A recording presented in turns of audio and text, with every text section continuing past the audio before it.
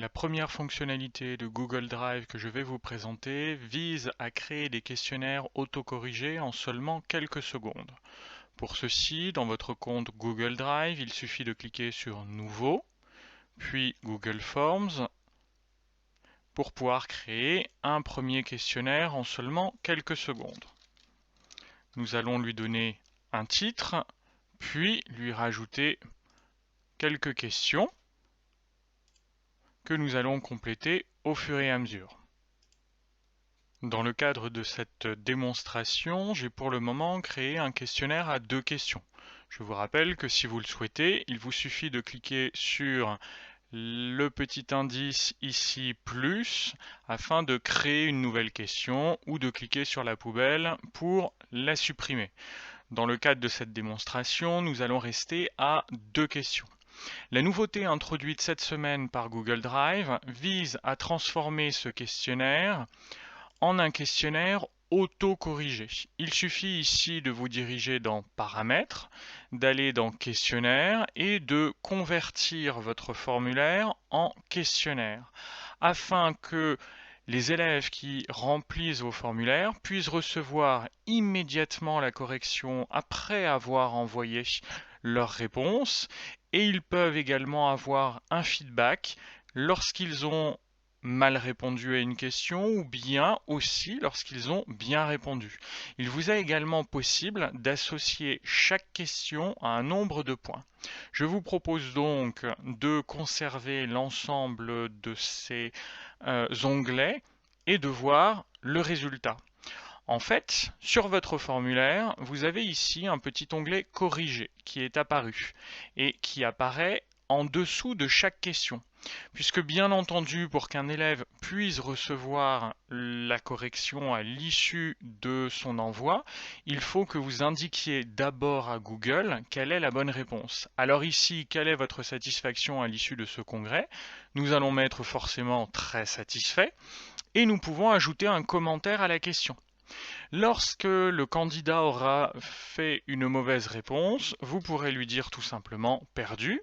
Par contre, lorsqu'il aura bien répondu, vous pouvez rajouter un commentaire gagné.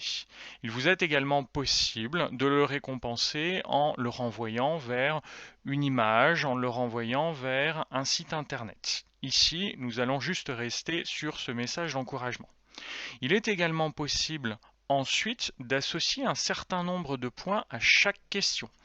Pour cette question, nous allons prendre 2 et nous allons reproduire l'opération ici pour la deuxième question. Nous allons dire que l'atelier numéro 2 est celui qui normalement aurait dû être préféré par tout le monde et nous allons associer un commentaire aux mauvaises réponses, toujours le même.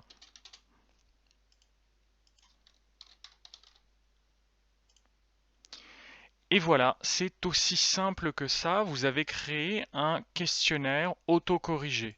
Pour le vérifier, c'est assez simple, il vous suffit ensuite de tester en l'envoyant. Vous pouvez, je vous le rappelle, l'envoyer par mail à l'ensemble de vos élèves.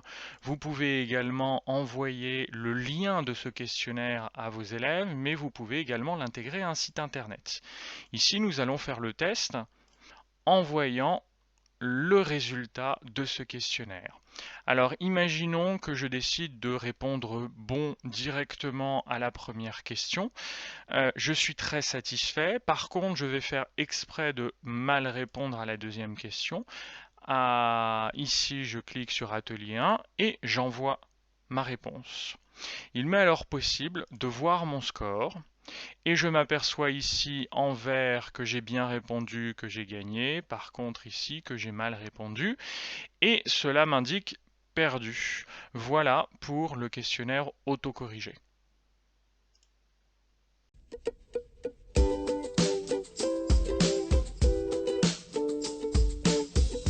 La deuxième possibilité permise par Google Forms vise à accompagner les élèves dans l'acquisition de connaissances en autonomie et ensuite à utiliser leurs résultats pour mettre en place un enseignement différencié en classe.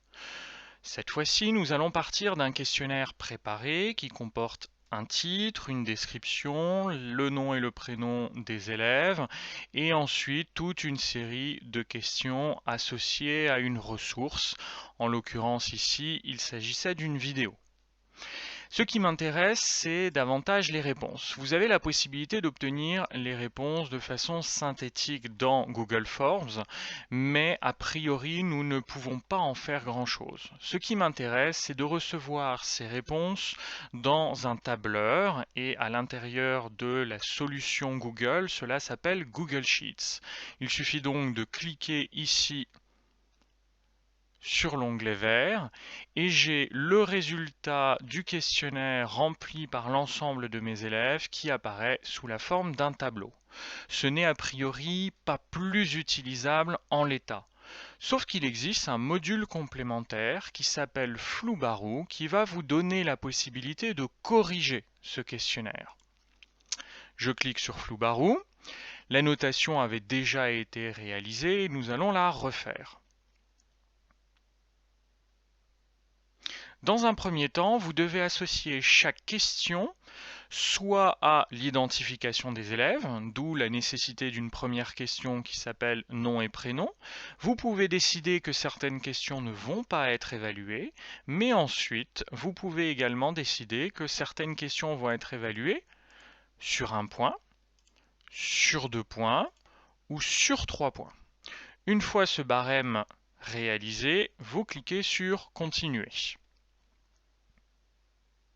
Floubarou va alors vous demander d'aller rechercher une réponse, une série de réponses qui va correspondre à la correction. Il s'agit ici de correction 2016. Je continue. Et la notation se réalise toute seule. Cela prend seulement quelques secondes et Floubarou vous emmène ensuite vers un deuxième onglet qui a été réalisé. Vous avez le tableur ici avec les questions de vos élèves et leurs réponses et vous avez ensuite un tableau de notation qui vous explique que sur ce questionnaire, il était possible d'obtenir 24 points.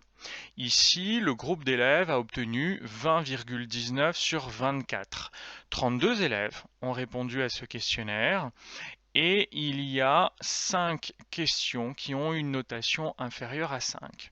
Ce qui m'intéresse ici, c'est que vous avez la possibilité de classer vos élèves par ordre alphabétique pour vérifier en seulement quelques secondes si jamais un élève n'avait pas réalisé ce questionnaire. Vous avez ensuite leur nombre de points et un pourcentage qui vous permet de leur donner une note sur 10. Vous avez également le nombre de soumissions si jamais certains élèves s'étaient amusés à refaire ce questionnaire 2, 3, 4 fois, mais vous avez la possibilité de l'autoriser ou de le refuser. Et ensuite, ce tableau surligne en rouge immédiatement les élèves qui n'auraient pas réussi ce questionnaire, en tout cas qui auraient moins de 70% de réussite.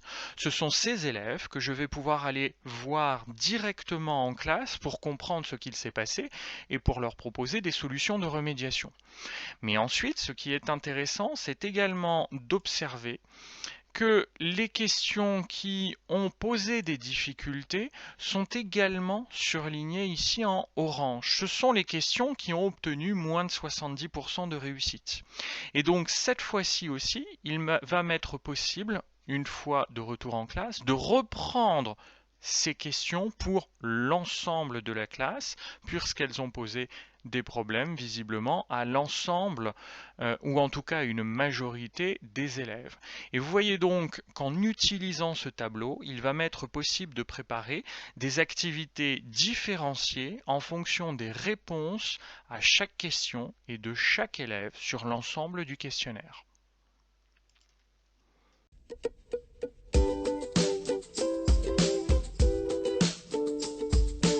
La dernière possibilité offerte par Google Drive vise à accompagner les élèves dans la réalisation de tâches complexes et à mettre en place un suivi efficace de leurs compétences.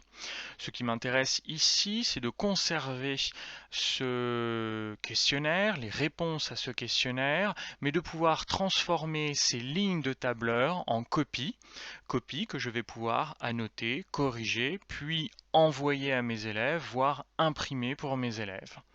Il existe en fait encore une fois un module complémentaire pour réaliser ceci. Ce module complémentaire s'appelle Save as Doc. J'appuie sur Start et je vais donner un nom à la copie. Ici, ce sera la copie de Liselot. Je garde le titre, je garde les titres qui vont constituer en fait les questions, questions qui vont être rappelées au-dessus de chaque réponse. Et ensuite, je génère le document qui se crée en seulement quelques secondes. Et voici la copie de mon élève. Ce qui est intéressant ici, c'est finalement de pouvoir directement faire des annotations à l'intérieur de ce document. Par exemple, marchandise, je peux ajouter une nouvelle question. Et ensuite, ce document, il suffit de cliquer sur partager pour avoir la possibilité de l'envoyer directement à mon élève, ou bien pour obtenir un lien visible ou modifiable ou recevant des commentaires que je vais envoyer aux élèves. Le plus simple souvent est de garder cette possibilité de commenter et donc je vais envoyer ce lien à mon élève qui va avoir la possibilité de répondre aux nouvelles questions que je vais avoir mises à l'intérieur de ce document. Concrètement, voilà à quoi cela peut ressembler sur un travail par compétences en classe. Sur mon site de classe avec mes élèves, à la suite du questionnaire que je vous ai présenté précédemment, nous avons réalisé une activité collective visant à travailler la composition. J'ai créé ici un tableau de suivi de décompositions qui ont été réalisées en groupe. Et si nous regardons le groupe 1, je leur ai ouvert un document, un Google Doc tout simplement, que mes élèves ont pu compléter. L'activité était assez simple à partir de l'activité préparatoire réalisée, mais également de documents complémentaires donnés en classe. Mes élèves devaient compléter ce plan de composition par des exemples développés et devaient ainsi progresser pas à pas dans l'exercice de la composition. Ce qui est intéressant, c'est qu'à partir de ce tableau de suivi des différentes compositions, pendant que mes élèves étaient en train de travailler en classe, j'avais la possibilité, à partir de mon tableau de bord, de lire et de commenter en direct le travail de mes élèves pour leur signaler tout de suite des erreurs et leur permettre de corriger ces erreurs avant que je ne ramasse l'ensemble des copies et que je ne les évalue.